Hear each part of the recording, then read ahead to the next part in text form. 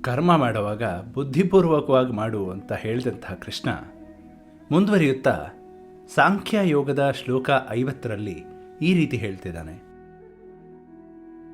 ಬುದ್ಧಿಯುಕ್ತೋ ಜಹಾತೀಹ ಉಭೇ ಸುಕೃತ ದುಷ್ಕೃತೆ ತಸ್ಮಾತ್ ಯೋಗಾಯ ಯುಜ್ಯಸ್ವ ಯೋಗಃ ಕರ್ಮಸು ಕೌಶಲಂ.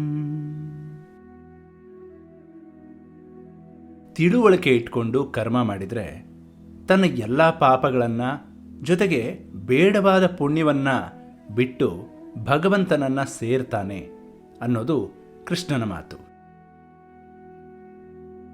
ಇಲ್ಲಿ ಬೇಡವಾದ ಪುಣ್ಯ ಅಂತಂದರೆ, ಉದಾಹರಣೆಗೆ ಒಬ್ಬ ಮಹಾತ್ಮ ತನ್ನ ಜ್ಞಾನ ಕರ್ಮಗಳಿಂದ ಮೋಕ್ಷವನ್ನು ಪಡೀತಾನೆ.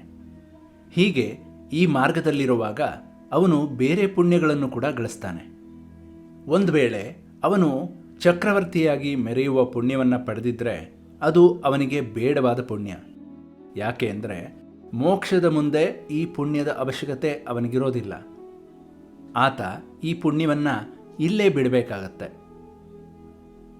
ಇದನ್ನು ಇಲ್ಲಿ ಬೇಡವಾದ ಪುಣ್ಯ ಅಂತ ಹೇಳಿರೋದು.